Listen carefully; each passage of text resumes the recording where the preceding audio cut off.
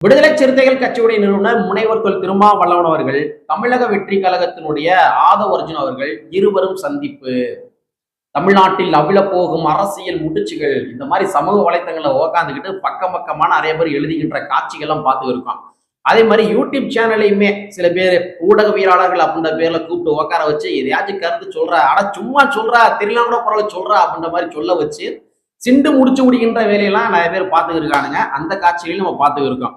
So ஆக மொத்தம் இந்த மாதிரி ரைட்டப் எழுதுறது, வீடியோக்கள் இதெல்லாமே ஓரளவுக்கு நம்ம அனலைட்டிக்கல் பண்ணி பார்க்குறப்ப, கட்டி ஃபில்ட்ரேஷன் பண்ணி பார்க்குறப்ப ஒரு 2 விஷயங்கள் பிரதானமான விஷயமா தென்படுது. 2 விஷயங்களை சுத்தி தான் இவங்க கருத்து சொல்லி இருக்கிறாங்க.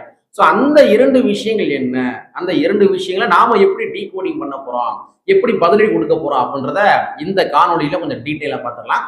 நண்பர் அனைவருக்கும் இளப்பெருவழுதியின் இனிய வணக்கம். நாங்க இப்ப நிமிர்ந்து பார்த்துட்டோம். இனி ஜென்மத்துக்கும் என்னால குனிய முடியாது. அதனால நாங்க சண்டை போட போறோம்.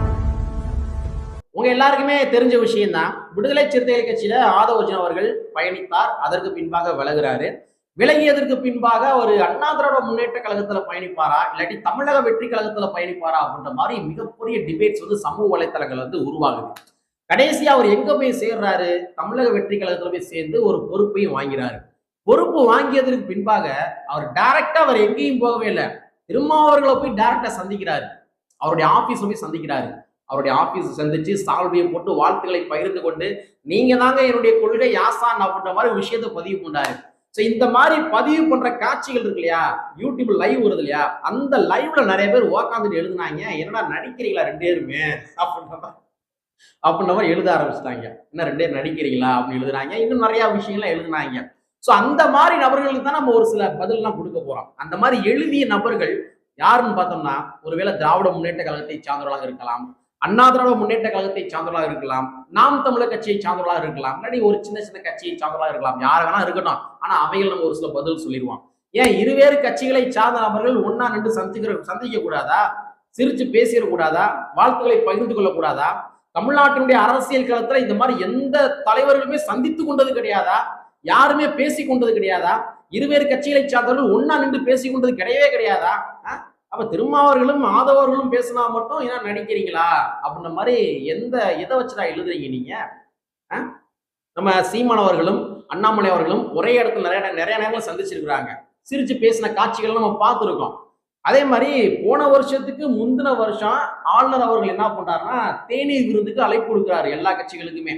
எல்லா கட்சிகளுமே திபுதும் ஓடிச்சு. ஆனா அந்த தேநீர் விருந்துக்கு போகாத கட்சிகள் எந்த கட்சிக்கு தெரியுமா? திராவிட முன்னேற்ற கழகம், விடுதலை சிறுத்தை கட்சி, கம்யூனிஸ்ட் கட்சி. இவங்க 3 பேர் தான் போகல. இது போன வருஷத்துக்கு முந்தின வருஷம். போன வருஷம் என்னன்னா, அதே மாதிரி தேநீர் விருந்துக்கு அழைப்பு கொடுக்குறாரு. அதுல விடுதலை சிறுத்தை கட்சியும் கம்யூனிஸ்டும் அதே ஸ்டாண்ட்ல இருக்கிறாங்க. அந்த நிகழ்ச்சிக்கு போகல. ஆனா திராவிட முன்னேற்ற கழகம் போய் கலந்துக்கிட்டாங்க.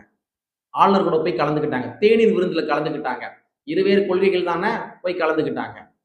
போய் அங்கிருந்து சிரிச்சு பேசின காட்சிகள்லாம் பார்த்தோம். அந்த இடத்துல பார்த்தோம். ஹெச் ராஜா கூட எல்லாம் சிரிச்சு பேசின காட்சிகள்லாம் பார்த்தோம். இருவேறு கொள்கை கொண்ட நபர்கள் அவங்க சந்திச்சுக்கலாம், அவங்க பேசிக்கலாம். ஆனா திருமாவர்களும் ஆதவ அர்ஜுன் அவர்களும் ஒன்னா 2 பேசக்கூடாது. ஒரு வாழ்த்துக்களை பகிர்ந்து கொள்ளக்கூடாது. ஒரு நாகரிகம் கருதி கூட வாழ்த்துக்களை பகிர்ந்து கொள்ளக்கூடாது. என்ன விதமான லாஜிக்? அதே மாதிரி ராஜ்நாத் சிங் முத்தமிழறிஞர் மு கருணாநிதி அவருடைய அந்த நாணய வெளியீட்டு விழாக்கு வந்திருந்தாரு. அந்த நிகழ்ச்சியில போய் கலந்துக்கிட்டாரு. நம்ம முதலமைச்சர் மு க ஸ்டாலின் போய் கலந்துக்கிட்டாரு. ஸோ இந்த மாதிரி எண்ணற்ற நிகழ்ச்சியில் போய் கலந்துக்கிட்டாரு. ரங்கராஜ் பாண்டே அவர்கள் எந்த அளவுக்கு திராவிட முன்னேற்ற கழகத்தை கழுவி ஊத்துறாரு. ஆனா ரங்கராஜ் பாண்டேவுடைய அப்பா இறந்து போயிறாரு. அந்த நிகழ்ச்சியில போய் துக்க விசாரிக்க போறாரு நம்ம முதலமைச்சர் அவர்கள். ஒரு மனிதாபிமானத்தின் அடிப்படையில் போய் சந்திச்சாரு வச்சுக்குவோம், தப்பு கிடையாது. இதே மனிதாபிமானம் வேங்கவையில இருக்கணும்ல, இதர பின்ன சில இடங்கள்ல இருக்கணும்ல. அப்ப ரங்கராஜ் பாண்டேக்கு மட்டும் ஒரு ஸ்பெஷல் அப்படின்னா என்ன, இது என்ன? அப்ப அவங்கெல்லாம் போய் சந்திச்சுக்கலாம், பேசிக்கலாம். எஸ்பி சேகர் திராவிட முன்னேற்ற கழகத்தை எந்த அளவுக்கு கழுவி ஊத்தினாரு அப்படின்னு நம்ம எல்லாருமே தெரியும். ஆனா எஸ்பி சேகர் போய் சந்திக்கலாம், பேசிக்கலாம். கொள்கை முரண்பாட்டாளர்கள் 2 பேரும் சந்திச்சுக்கலாம். ஆனா விஜய் அவர்களும் சரி, ஆதவ் அவர்களும் நம்ம திருமாவர்களும் ஒன்னா 2 பேசி சிரிச்சு பேசினா அவங்களுக்கு ஏரிய ஆரம்பிச்சிடும்.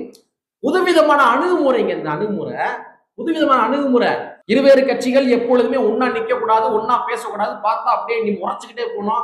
இந்த மாதிரி இருக்கின்ற ஒரு நிலைகள் எல்லாத்தையுமே மாற்றி அமைத்திருக்கின்றார் ஆதவ அவர்கள், திருமாவர்கள். அதெல்லாம் இதெல்லாம் ஒரு புதுவிதமான அணுகுமுறைகள். இந்த அணுகுமுறைகள் வரவேற்கணும்.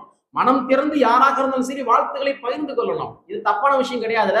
ஆனா இதுவும் கூட தப்பான விஷயம் மாதிரி சமூக வலைத்தளம் உட்காந்துக்கிட்டு சில நபர்கள் எழுதுகின்ற காட்சிகள் கூட நம்ம பார்த்தோம். திருமாவர்களும் ஆதவர்களும் மட்டும் கிடையாது, அரசியல் களத்துல எல்லாருமே இந்த மாதிரிதான் மேடை நாகரிகம் கருதி ஒன்னா பார்த்து பேசிக்கிடுவாங்க. நாங்க கூட்டணியில இல்ல நான் கூட்டணியில சேரவே மாட்டோம் அப்படின்ற மாதிரி அண்ணா திராவிட முன்னேற்ற கழகம் பாஜக சொல்லிக்கிட்டே இருக்கிறாங்க. ஆனா இந்த வருஷம் நடைபெற்ற தேனி விருந்துல அண்ணா திராவிட முன்னேற்றம் போய் கலந்துக்கிட்டாங்க. அமைச்சர் ஜெயக்குமார் அவர்கள்லாம் அப்படியே கட்சி எடுத்து இப்படியே தடவிக்கிட்டே இல்ல ரொட்டிலாம் தின்ற காட்சிகளாம் பார்த்தோம். சரிங்களா? சோ அந்த அளவுக்கு தமிழ்நாட்டில் அரசியல் களத்துல எல்லா அரசியல் கட்சி தலைவர்களுமே சந்திக்க தான் செய்யறாங்க. ஆனா திருமாவர்களும் ஆதவர்களும் சந்திச்சதை மட்டும் ஏன்னா நடிக்கிறீங்களா அப்படின்ற மாதிரி கேள்வி எழுப்புவது ஏற்புடையது கிடையவே கிடையாது. இன்னொரு விஷயத்துக்கு நம்ம பதிவு பண்ணிடுவோம். அந்த சந்திப்புல தமிழக வெற்றி கழகத்தினுடைய கொள்கையும் அதே மாதிரி விடுதலை சிறுத்தைகள் கட்சியினுடைய கொள்கையும் கிட்டத்தட்ட ஒண்ணுதான் அப்படின்ற மாதிரி ஆதவ அவர்கள் பதிவு பண்ணாரு. சோ இந்த விஷயத்தையும் கூட எடுத்து வச்சு என்ன பண்ணாங்க, நிறைய பேர் விமர்சனம் பண்ணுகின்ற காட்சிகள் நம்ம பார்த்தோம். அதாவது தமிழக வெற்றி கழகமும் விடுதலை சிறுத்தை கட்சியும் கூட்டணி அமைப்பார்களா அமைக்க மாட்டாங்களா அப்படின்றலாம் அதை பத்தி பேச போறது கிடையாது. பட் இருந்தாலும் ஆதவர்ஜுன் சொன்னதுல ஒரு விஷயம் ரொம்ப ரொம்ப உண்மையான விஷயம். நான் ஆட்சியிலும் அதிகாரத்திலும் பங்கு என்று சொல்லப்படுகின்ற அந்த முழக்கம் என்பது விடுதலை சிறுத்தைகள் கட்சி தேர்தல் களத்துல பயணிக்க ஆரம்பத்திலிருந்தே திருமாவளவர்களால் முன்வைக்கப்பட்ட ஒரு முழக்கம்.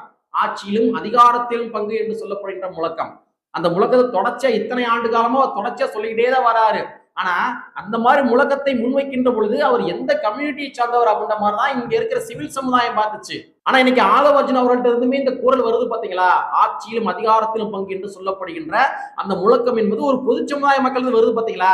இதுதான் திருமாவளவன் ஏற்படுத்தி இருக்கின்ற அரசியல் மாற்றம். பொது சமுதாய மக்களுமே முழங்க ஆரம்பிச்சிருக்கிறாங்க. தலித் மக்களுக்கு ஆட்சியிலும் அதிகாரத்திலும் பங்கு கொடுங்க முழங்க ஆரம்பிச்சிருக்காங்க.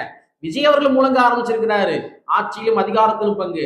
சோ விஜய் அவருடைய இந்த ஆட்சியிலும் அதிகாரத்திலும் பங்கு என்று சொல்லப்படுகின்ற அந்த கொள்கை முழக்கம் என்பது விஜயனுடைய கொள்கை முழக்கமாக இருந்தாலும் கூட இதை ஏற்கனவே 30 வருஷத்துக்கு முன்னாடியே திருமாவளவன் முழங்கிட்டாரு.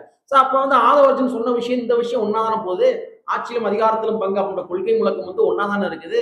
அப்ப தாவேகாவுடைய கொள்கையும் விடுதலை சிறுத்தை கட்சியுடைய கொள்கையும் ரெண்டும் கிட்டத்தட்ட ஒண்ணுதான் அப்படின்ற மாதிரி ஆதவ் சொன்னதுல எந்த விதமான தப்பும் கிடையவே கிடையாது. நான் பதிவு பண்றேன். தமிழ்நாட்டுல ஆண்ட கட்சியும் சரி ஆளுகின்ற கட்சியும் சரி அவங்க ஒரு முழக்கத்தை முன்னாடி வச்சாங்க. என்ன தெரியுமா, மத்தியில் கூட்டாட்சி மாநிலத்தில் சுயாட்சி. மத்தியில நீங்க மட்டும்தான் ஆளுன்றது கிடையாது, எங்களுடைய ஓட்டையும் வாங்கி நீங்க தானே ஆட்சி அமைக்கிறீங்க இல்லையா, அதனால மத்தியில் கூட்டாட்சி கொடுங்கன்னு கேட்டாங்க. மாநிலத்தில் நாங்க சுயாட்சி இருந்துக்கிறோம், ஆனா மத்தியில் மட்டும் கூட்டாட்சி கொடுங்க அப்படின்ற மாதிரி கேட்டாங்க. யாரு? ஆண்ட கட்சியும் ஆளுகின்ற கட்சியும். அந்த ஒரு ரெஸ்ட்ரிக்ஷன் உடைச்சிருக்கிறாரு ஆதவர்ஜுன் அவர்கள், விஜய் அவர்கள். மத்தியிலும் கூட்டாட்சி மாநிலத்திலும் கூட்டாட்சி தான், நீ மத்தியில மட்டும் கூட்டாட்சி வாங்குறல மாநிலத்திலும் கூட்டாட்சி கொடு அப்படின்ற அந்த ரெஸ்ட்ரிக்ஷனை உடைச்சிருக்கிறாங்க. சோ இதைத்தானே ஆட்சியிலும் அதிகாரத்திலும் பங்கு என்று சொல்லப்படுகின்ற கொள்கை முழக்கம். அதெல்லாம் கிட்டத்தட்ட ரெண்டு முழக்கமும் ஒரே முழக்கம் தான். அதனால ஆதவர்ஜுன் சொன்ன அந்த கூட்டு இருக்கு இல்லையா, அதாவது தாவேக்கனுடைய கொள்கையும் விடுதலை சிறுத்தை கட்சியுடைய கொள்கையும் கிட்டத்தட்ட ஒண்ணுதான் சொன்னார் இல்லையா.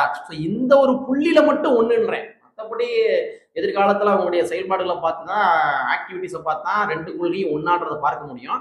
ஆனா ஆட்சியிலும் அதிகாரத்திலும் பங்கு என்று வருகின்ற பொழுது அந்த முழக்கம் என்பது கிட்டத்தட்ட ரெண்டுமே ஒண்ணுதான். சோ விடுதலை சிறுத்தைகள் கட்சி நிறுவனர் முனைவர் தொல் திருமாவளவன் அவர்கள் அதே மாதிரி ஆதவர்ஜுன் அவருடைய சந்திப்பு என்பது ரொம்ப ரொம்ப ஒரு முக்கியத்துவம் வாய்ந்த ஒரு சந்திப்பு. திருமாவர்கள் சொன்ன மாதிரி ஒரு புதுவிதமான அணுகுமுறையை உருவாக்கி வைத்திருக்கின்றார் ஆதவர்ஜுன் அவர்கள் அப்படிதான் பார்க்க முடியும். ஏன்னா இதுக்கு முன்னாடி எல்லாரும் சந்திச்சிருக்கிறாங்க. ஆனா இது என்ன புது வகையான அணுகுமுறை அப்படின்னா, கட்சியை விட்டு யாரு வெளியில போனாலும் சரி, அவன் வெளியே போனோடனே அந்த கோபம் இருக்கும், அந்த கட்சியின் மீதான கோபம், அந்த கோபத்தை வெளிப்படுத்தும் விதமாக பழைய கட்சியை விமர்சனம் பண்ண ஆரம்பிப்பாங்க. ரொம்ப ரொம்ப கீழ்த்தரமா விமர்சனம் பண்ண ஆரம்பிப்பாங்க. ஸோ அந்த விமர்சனங்கள் இல்லாம அவர் புது வகையான அணுகுமுறையை உருவாக்கி வச்சிருக்காரு அப்படின்ற மாதிரி திருமாவளவன் பதிவு பண்ணியிருக்காரு. உள்ளபடியே எதிர்காலத்துல களங்கள் எப்படி வேணாலும் அமையலாம், எப்படி இப்படிலாம் அமையுதோ அதுக்கேற்ற மாதிரி நாமளும் பேசுவோம், நாமளும் தொடர்ந்து அது கூட பயணிப்போம் என்பதை கூறிக்கொண்டு கற்பியொன்று புரட்சி செய்கின்ற புரட்சி வரை கூறிக்கொண்டே நிறைவு செய்கின்றேன். நன்றி, வணக்கம்.